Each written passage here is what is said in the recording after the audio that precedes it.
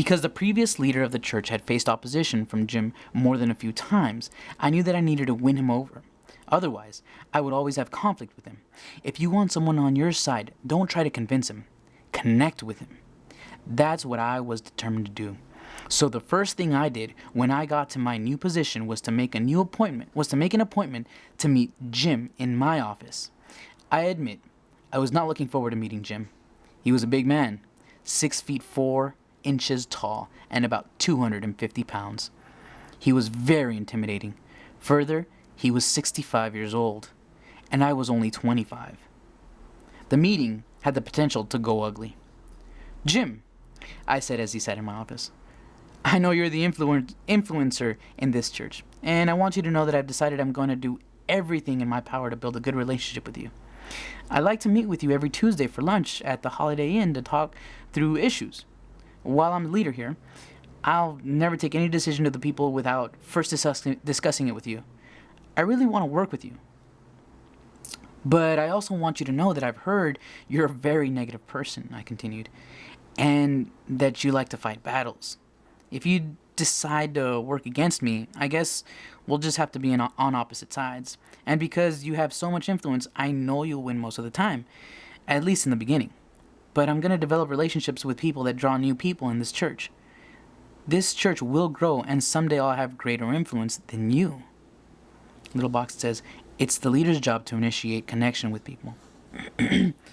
"But I don't want to battle you," I confided. "You're 65 years old right now. Let's say you've got another 10 to 15 years of good health and productivity ahead of you. If you want, you can make these years your very best and make your life count. We can do a lot of great things together at this church," I summed up, "but the decision is yours." When I finished, Jim didn't say a word. He got up from his seat, walked into the hall, and stopped to take a drink at the water fountain. I followed him out and waited. I didn't know whether he was going to dress me down, declare war, or tell me to take a hike.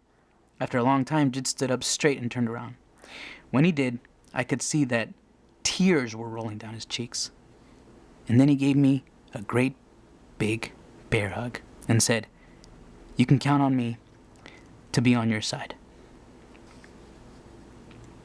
And Jim did get on my side.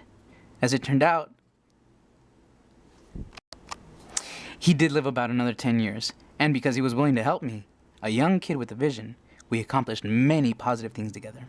But it never would have happened if I hadn't had the courage to try to make a connection with him that first day in my office. The tougher the challenge, the greater the connection. Never underestimate the power of making connections and building relationships with people before asking them to follow you. If you've ever studied the lives of notable military commanders, you have probably noticed that the best ones practiced the law of connection. I read that during World War I in France, General Douglas MacArthur told a battalion commander before a daring charge, "Major, when the signal comes to go over the top, I want you to go first, before your men.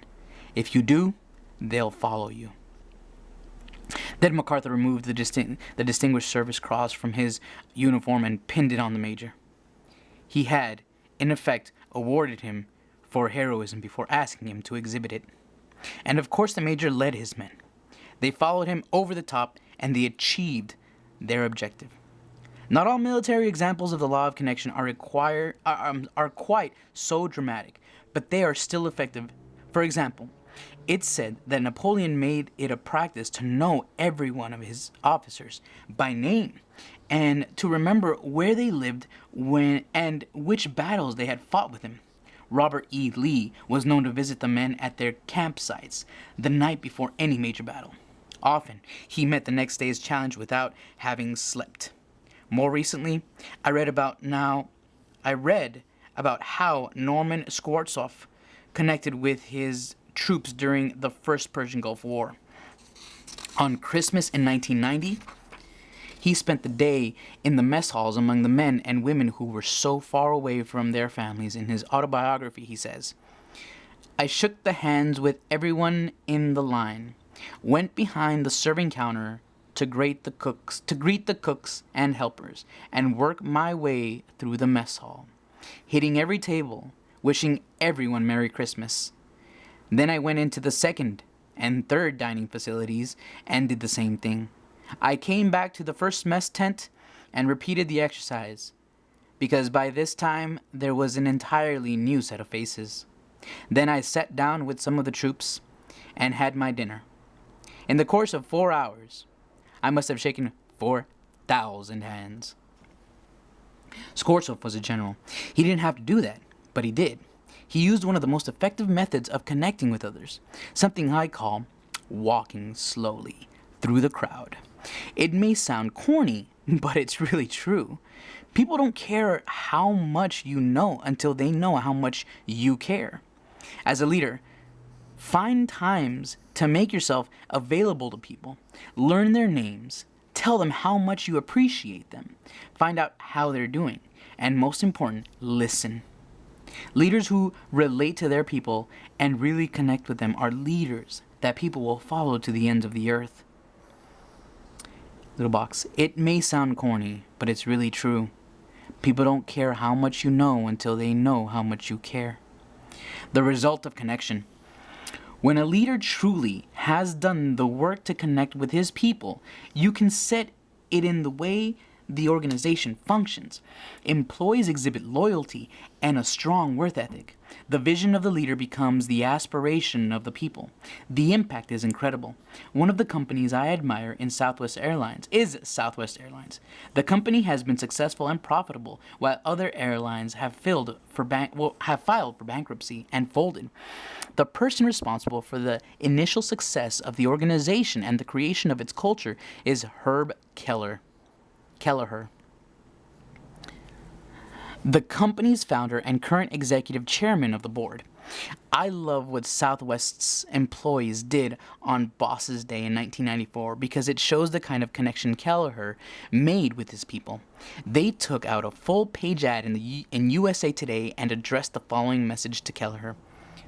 Thanks, Herb, for remembering every one of our names, for supporting the Ronald McDonald House, for helping load baggage on Thanksgiving, for giving everyone a kiss, and we mean everyone, for listening, for running the only profitable major airline, for singing at our holiday party, for singing only once a year, for letting us wear shorts and sneakers to work, for golfing at the LUV Classic, the Love Classic, with only one club, for out-talking Sam Donaldson, for riding your Harley-Davidson into Southwest headquarters, for being a friend, not just a boss. Happy Boss's Day from each one of your 16,000 employees. A display of affection like that occurs only when a leader has worked hard to connect with his people. Don't ever underestimate the importance of building relational bridges between yourself and the people you lead. There's an old saying, to lead yourself, use your head. To lead others, use your heart. That's the nature of the law of connection. Always touch a person's heart before you ask him for a hand. Applying the law of connection to your life. What does it really mean to connect with yourself? It means knowing and liking who you are. Start by measuring your level of self-awareness. Answer each of the following questions. How would I describe my personality? What is my greatest character strength? What is my greatest character weakness? What is my single greatest asset? What is my single greatest deficit? How well do I relate to others 1 to 10? How well do I communicate with others 1 to 10? How likable am I 1 to 10? Now, ask 3 people who know you well to answer the same questions about you. Compare answers. If their answers are significantly different from yours, then you have a blind spot you need to rectify. Engage a mentor, growth and accountability partner or counselor to help you become more self-aware and to help you value your strength and deal positively with your weaknesses. Number 2, learn to walk slowly through the crowd. When you are out among your employees or coworkers, make relationship building and connecting a priority. Before getting into work matters, make a connection with people you don't know yet that may take some time. With people you know well, still take a moment to connect relationally. It may cost you only a few minutes a day, but it will pay huge dividends in the future, and it will make the workplace a more positive environment. Number 3, good leaders are good communicators. On a scale from 1 to 10, how would you rate yourself as a public speaker? If you give yourself anything lower than an 8, you need to work on improving your skills. Read books on communication, take a class, or join Toastmasters, and sharpen your skills by practicing your teaching and communicating. If you don't have opportunities to do that on the job, then try volunteering.